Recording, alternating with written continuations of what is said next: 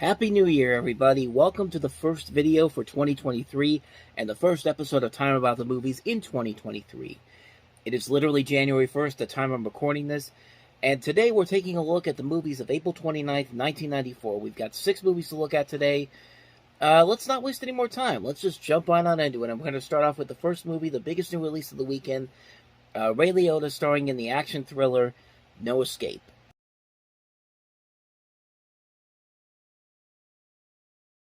I mean, remember how we had to deal with that in 2022? I mean, good lord. I mean, thank God it's 2023, and we no longer have to deal with that kind of stuff.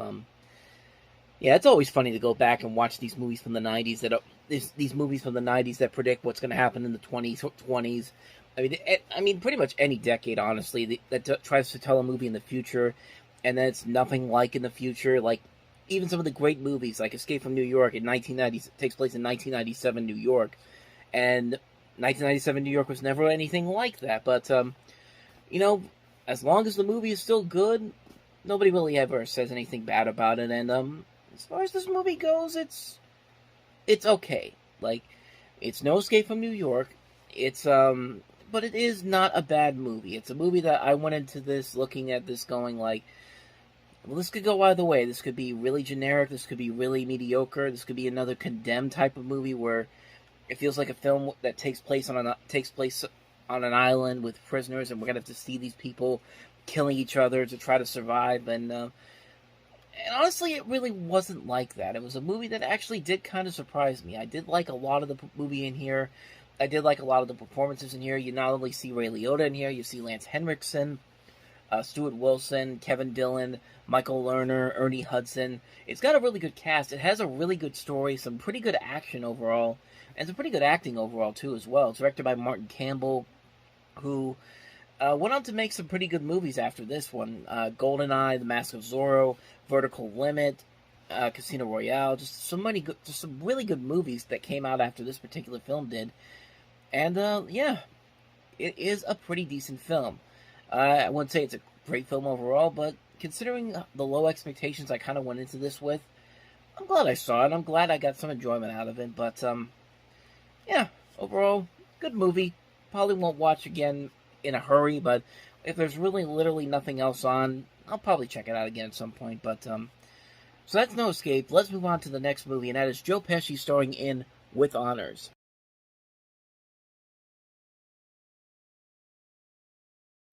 Yeah, we have another one of those movies that has a lot of potential, some really great actors overall. You got Joe Pesci, as I mentioned, but you also have Brendan Fraser, Moira Kelly, Patrick Dempsey, Josh Hamilton. They bring in Gore Vidal to be in this movie, too. I mean, you bring Gore Vidal into something really special, but if you want to make something really special, but this really isn't anything like that. It's a very lackluster script that really is like trying to hammer its point down to you and try to talk down to you like you're the stupid one. You don't know what it really is like. You don't know what's going on in the world and what these people have to deal with, but really, we've seen better movies done this way, and it's a shame, too, because Joe Pesci clearly is trying to do something that's kind of outside of his kind of normal shtick, and everybody here is clearly trying. I mean, the actors are doing the best that they can, but the movie itself just really, really struggles to figure out what kind of a movie it wants to be, and what the movie decides to be is something that we've seen done over and over and over again, and it just doesn't work. It's a movie that just really feels like there was something more to it, but it just doesn't work out very well. It's a movie that really does not turn out pretty. Toy boat. It does not turn out very well overall. It's a shame too, because like I said, good cast overall here, just not given a good enough script to work with, and it just doesn't work. It's a movie that's trying to hammer a point down that could have been done so much better with a little more subtle ability to it, but it just doesn't work out here. So, with that said, that's With Honors. Now on to the next movie, and that is Martin Lawrence in You So Crazy. So basically, Martin Lawrence is trying to do what Eddie Murphy did with Delirious and Raw, trying to be the 90s equivalent to Eddie Murphy with these stand-up movies. And Delirious and Raw are still the best stand-up comic movies you could ever see. Those movies, and also the Richard Pryor movies as well. And Martin Lawrence can be very funny. His stand-up can be really funny. And you think with a movie like this, you think there'd be some good material to it, and there is, but it's more hit than miss. It's a movie that feels like some of the material that he does can be very funny, and then some of it's like, I see what you're going at, but you're not really putting up the good laughs here. Honestly, if you want my honest opinion, I think his second movie, Run Tell That came out 8 years after this, was a much better movie. I think it was a much more funnier film, much better jokes, and it was just a solidly made film. It was kind of Martin Lawrence's equivalent to Richard Pryor Live on the Sunset Strip, because this was after he had kind of had a little bit of a snag in his career where he actually got arrested for, I can't remember, was it him that he, before I say this I should do some research. Yeah, I figured this was it. He had gotten arrested because he had brandished a pistol out in the middle of an intersection on Ventura Boulevard in Los Angeles, and as this was just one of many things, he actually got into a violent rage with somebody on the set of filming A Thin Line Between Love and Hate. He got hospitalized at Cedars-Sinai. Tisha Campbell Martin filed a lawsuit against him alleging sexual harassment and abuse on the set of Martin. Then at the end of the decade, he had a 3-day coma where he collapsed from heat exhaustion while jogging in 100-degree weather. And like that stuff right there, I think made for a much better stand-up film in the second movie he did with Run Tell That. With this movie, like I said, there are funny moments here and there, but it's not an overall winner. It's not a movie where I can watch it over and over again, like something like Delirious or Raw or Live on the Sunset Strip or Here and Now, like the Eddie Murphy and Richard Pryor movies before this. But it's not a terrible movie overall. There are funny moments in here, but it's just not enough to make for the entire movie. I think it's a decent film. It's not one I'd want to watch over and over again. Like I said, I'd rather prefer the second film he did, Run Till That, which came out many years later, but this is not a bad film. It could have been a whole lot better, though. But, so that's You So Crazy. On to the next movie, and that is PCU.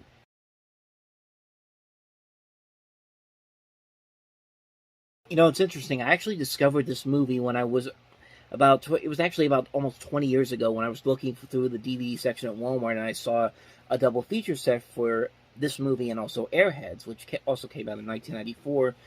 And I guess these movies are very similar because they are very funny films that didn't get a whole lot of attention when they came out, but they did kind of grow into cult status later on down the road. I prefer Airheads better, but PCU is actually pretty funny and actually really interesting when you consider that the director of this is Hart Bochner. And if you don't know that name, you've definitely seen his work before. You've seen him in a number of things, but most notably, he was Ellis in Die Hard, but he was also in Mr. Destiny. He was in Terror Train, Breaking Away. He was why can't I remember where he was in Arthur Reeves. He was Arthur in Batman: Mask of the Phantasm. He's also been in stuff like Supergirl. He was also in Mr. Destiny. Later on, he'd be in stuff like Bulworth, Anywhere But Here, Urban Legend, The Final Cut, and this was actually his first movie he ever directed, and for his first directorial effort, it's actually pretty damn good. It's actually a really funny movie. Like, Jeremy Piven really gets a chance to shine here. This is one of his big leading film debuts. You also have David Spade in there. Jessica Walter from Archer and Dinosaurs is also in here. Just really fun, just a really good cast overall, and the jokes overall are very funny. In a way, I think this movie actually is kind of ahead of its time when you really look at the subject matter that they're dealing with, and the status that this movie has had since then. It's a really funny movie. It's a very underrated film. Like I said, I prefer Airheads better because it's like I said, Airheads and PCU were on the same DVD set that I first saw this on. But it is it's a pretty solid film. It's a very funny movie, kind of ahead of its time, and it definitely deserves that cult following. I think it's a very well made film. Definitely check it out. I think you'd be pleasantly surprised by it. It's a movie, like I said, really ahead of its time, really funny. PCU, can't recommend it enough. So, with that said, let's move on to the next movie, and that is another comedy, The Favor.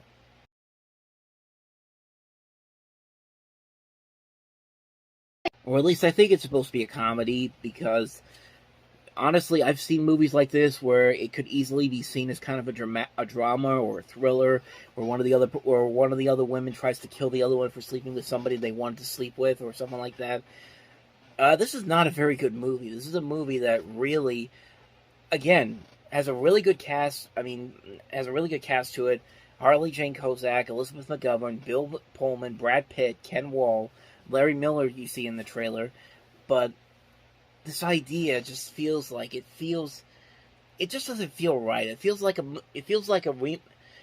what Something Borrowed was trying to be a remake of, like that terrible movie with Kate Hudson and Jennifer Goodwin in there. John Krasinski was also in there too, which kind of has sort of a similar feel to it. It doesn't completely go that route, but Something Borrowed was much worse. This one is just not that enjoyable. It's just like it's bordering on mean spirited, but it's also trying to be this uplifting story. This is the type of movie that you would see on a Lifetime Movie of the Week nowadays, but because of the talent they have here, it's got to be on the big screen. And again, it's another one of those movies that Orion had on its shelf for the longest time, but couldn't release it because they were in bankruptcy for the longest time. Another movie shot in 1990 and coming out 4 years later, so that should probably give you an indication of how this movie ends up turning out to be, and it's not very good. Like, it's not a very good film whatsoever. And that's pretty much all I got for you on that one. So that's The Favor. On to the last movie that we have here, the documentary High Lonesome, the story of bluegrass music.